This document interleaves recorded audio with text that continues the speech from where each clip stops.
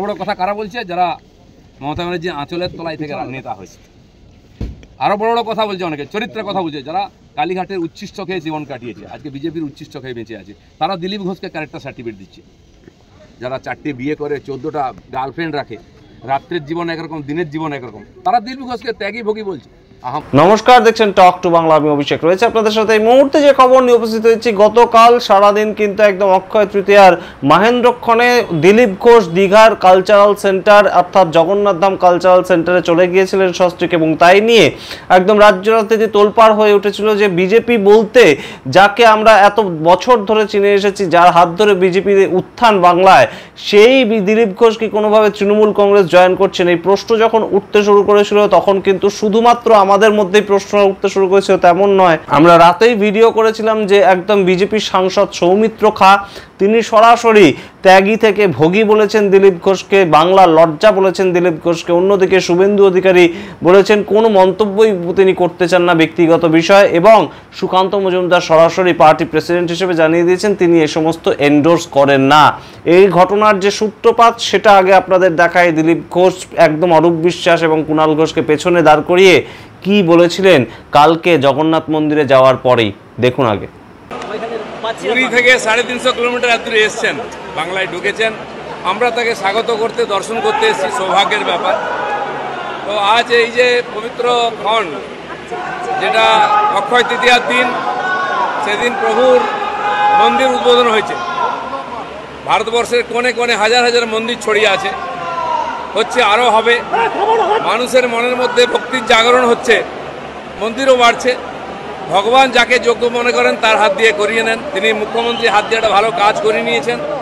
আমরা ভগবানকে দর্শন করার সুযোগ পেয়েছি, আমি সেই সুযোগটা ছাড়িয়ে নিয়ে এসেছি। কোনো রাজনীতিক কথা বলতে আসিনি, আমার বন্ধু পাশে আছে মন্ত্রী। ভগবানের বিরোধিতা কেউ করতে পারে না। কেউ কেউ রামচন্দ্রের বিরোধিতা করেছিল, যে যার ভক্তি অনুযায়ী করবে। ভগবানের সঙ্গে ঝগড়াও নাই, বিরোধিতাও নেই।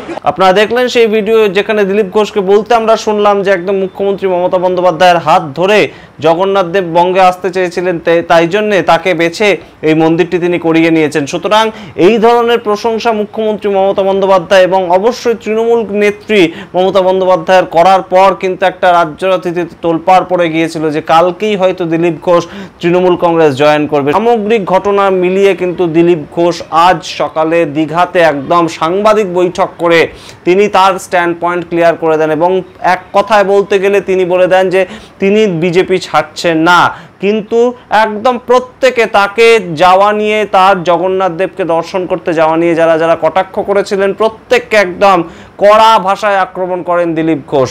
আগে সেই ভিডিও দেখুন এবং দিলীপ ঘোষ কি বলছে শুনুন, এবং তারপর স্লোগান ওঠে দিলীপ ঘোষ সেখান থেকে চলে যাওয়ার পর যে দিলীপ ঘোষকে তৃণমূল কংগ্রেসের স্বাগত। সেই সমস্ত ভিডিও দেখুন এবং তারপর আমরা তা নিয়ে আলোচনা করব। দিলীপ ঘোষ আদৌ তার কি স্ট্যান্ড পয়েন্টটা ক্লিয়ার করছেন, দেখুন ভিডিওটা।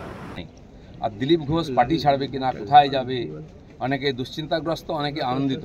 দুশ্চিন্তা করার দরকার নেই, আনন্দিত হওয়ার দরকার নেই।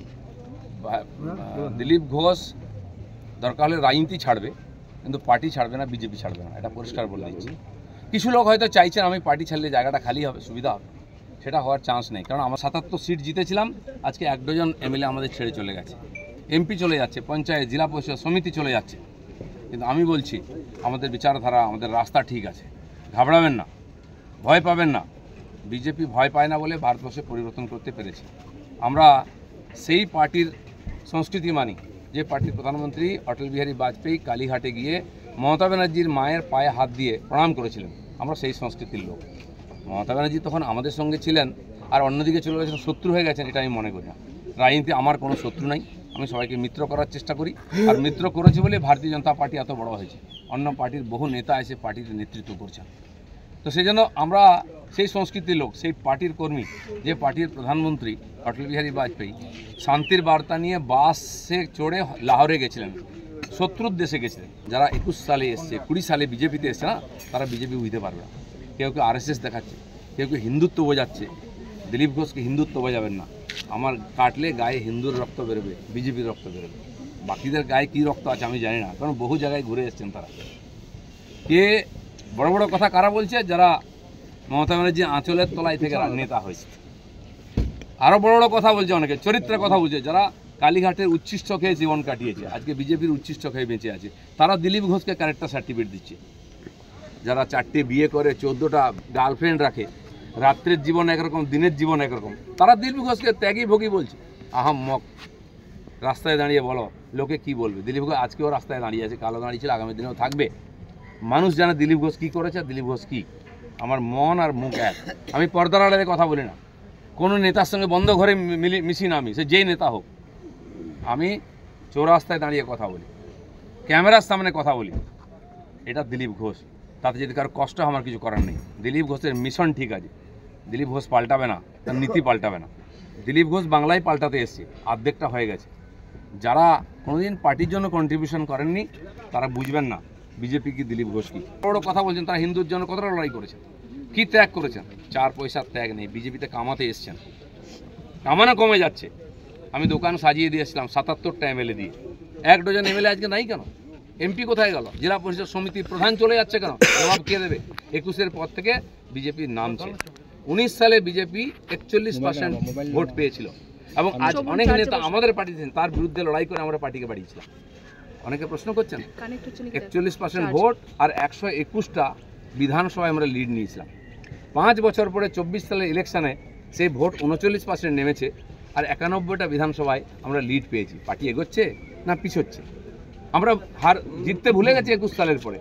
প্রশ্ন করুন, পাবলিক প্রশ্ন করছে, দিলীপ ঘোষের এটাই প্রশ্ন আছে। আপনারা দেখলেন সেই ভিডিও, এবং এই মুহূর্তে বোঝাই যাচ্ছে যে দিলীপ ঘোষ কিন্তু একদম নিজের যে ব্যক্তিগত জায়গাটা, নিজের যে পরিসরটা, সেটা খানিকটা নিয়ে দোলাচলে ছিলেন বটেই, এবং সেটাকে কিন্তু কোথাও গিয়ে একটা সৌজন্যের রাজনীতি তিনি নাম দিচ্ছেন। এবং এই মুহূর্তে যখন বারংবার বিজেপির সংখ্যা কমছে, বিজেপির আসন কমছে বঙ্গে, সেটাকে নিয়ে কিন্তু একদম কটাক্ষ করেছেন তিনি সুকান্ত মজুমদারের একদম পারফরমেন্স নিয়ে। এবং গত 5 বছরে বিজেপির ভোট কমলো কেন প্রশ্ন করেছেন দিলীপ ঘোষ। একদম সরাসরি বলেছেন 1 ডজন এমএলএ কেন ছেড়ে চলে গেল তাদেরকে, এবং তার সঙ্গে তিনি প্রশ্ন করেছেন 2024-এ আসন সংখ্যা কমলো কেন। সেই প্রশ্ন যখন সুকান্ত মজুমদারের উদ্দেশ্যে করেছেন, ঠিক তেমনভাবেই তিনি একদম তৃণমূল কংগ্রেস থেকে আসা শুভেন্দু অধিকারী, যার মুখ বর্তমানে বিজেপির মুখ হিসেবে ধরা হয় বঙ্গে, এবং সেই শুভেন্দু অধিকারীকে একদম তীব্র ভাষায় কটাক্ষ করেছেন যে মমতার আঁচলের তলায় রাজনীতি করে আসা লোক দিলীপ ঘোষকে রাজনীতি চেনাবে। সুতরাং বুঝতেই পারছেন যে কোনোভাবেই কিন্তু দিলীপ ঘোষ একদম ছেড়ে দেওয়ার পাত্র নন, এবং সরাসরি তিনি কিন্তু তার অবস্থান পরিষ্কার করে দিলেন। এবং তার সঙ্গে কিন্তু সৌমিত্র খাঁ, যিনি পোস্ট করে একদম ভোগী ত্যাগী ইত্যাদি কথা লিখেছিলেন, তাকেও কিন্তু বিভৎস ভাষায় আক্রমণ করেন, তার ব্যক্তিগত জীবন নিয়েও কিন্তু আক্রমণ করেন দিলীপ ঘোষ। সুতরাং কাউকেই ছেড়ে দেওয়ার পাত্র তিনি নন। কিন্তু এই ঘটনার যে সার্বিকভাবে প্রভাব, তা কিন্তু বিজেপিকে সহ্য করতে হবে, আমরা বুঝতে পারছি। তার কারণ 2026-এ যখন বিধানসভা ভোট, তার আগে কোনো মতেই যে দিলীপ ঘোষ নিজের দলের নেতাকর্মীদের কাছে আর কোনোভাবেই কোনো গ্রহণযোগ্যতা পাবেন না, কিংবা তার যে পপুলারিটি ছিল সেটা যে একদম মমতা বিরোধী পপুলারিটি তিনি তৈরি করেছিলেন, সে জায়গাটায় যে কোথাও গিয়ে একটা ছেদ পড়লো, সেটা কিন্তু এই মুহূর্তে একদম স্পষ্ট আমরা বুঝতে পারছি। এবং 2026-এ দিলীপ ঘোষকে কতটা কাজে লাগাবে কেন্দ্রীয় নেতারা, কতটা কাজে লাগাবে বঙ্গের রাজনীতিতে, দিলীপ ঘোষকে আর ফেস হিসেবে ব্যবহার করবে কিনা বিজেপি, সেটাও কিন্তু একটা বড় প্রশ্ন এই মুহূর্তে। তার কারণ দিলীপ ঘোষ পার্টি লাইন ভেঙেছেন, এবং সেটা কিন্তু দিনের আলোর মতন স্পষ্ট করে দিয়েছেন গতকাল দীঘায় সস্ত্রীক এই জগন্নাথ ধাম কালচারাল সেন্টারে উপস্থিত থেকে। অবশ্যই বিজেপির অভ্যন্তরে এই ধরনের একটা গোলমালের সৃষ্টি, এবং সেটা যে তৃণমূলকে অনেকটা বেশি 2026-এর ভোটে ডিভিডেন্ড দেবে, সেটা কিন্তু আর বলে দেওয়ার অপেক্ষা রাখে না। এবং এই মুহূর্তে দিলীপ ঘোষকে নিয়ে যে গন্ডগোলটা লেগেছে, এবং বঙ্গ বিজেপির যে কালিমা লিপ্ত করার কাজ, অর্থাৎ হিন্দু ভোটারদের কাছে একদম সরাসরি তাদের যে একটা বিশ্বাসযোগ্যতার জায়গা, সেটা যে ভেঙে দিতে বেশ খানিকটা সমর্থ হয়েছে তৃণমূল কংগ্রেস এবং মমতা বন্দ্যোপাধ্যায়, সেটা কিন্তু আর বলে দেওয়ার অপেক্ষা রাখে না। আপনারা বলবেন এই নিয়ে আপনাদের কি বক্তব্য, কমেন্ট বক্সে অবশ্যই কমেন্ট করে জানাবেন, এবং অবশ্যই তাই নিয়ে আমরা পরবর্তীতে আবার ভিডিও তৈরি করার চেষ্টা করব। কিন্তু আপাতত দিলীপ ঘোষ তার স্ট্যান্ড পয়েন্ট যতই সৌজন্যের রাজনীতি দিয়ে একদম সাফাই দেওয়ার চেষ্টা করুন না কেন, কিন্তু এই মুহূর্তে কিন্তু বঙ্গ রাজনীতিতে, বঙ্গ বিজেপিতে নেতা কর্মী থেকে একদম নিচু তলার কর্মীরা কেউই মেনে নিতে পারছেন না দিলীপ ঘোষের এই যাত্রা। সুতরাং তৃণমূলে না গেলেও তৃণমূলকে কিন্তু অনেক অংশে খেলায় একটা বিশাল পয়েন্টে এগিয়ে দিলেন দিলীপ ঘোষ। এটা কি গাদ্দারি হলো? আপনাদের সামনে সেই প্রশ্ন রাখলাম, অবশ্যই তার উত্তর দেবেন। দেখতে থাকুন টক টু বাংলা। প্রত্যেকটি ভিডিও লাইক, কমেন্ট, শেয়ার করে চ্যানেলটিকে অবশ্যই সাবস্ক্রাইব করবেন। ধন্যবাদ।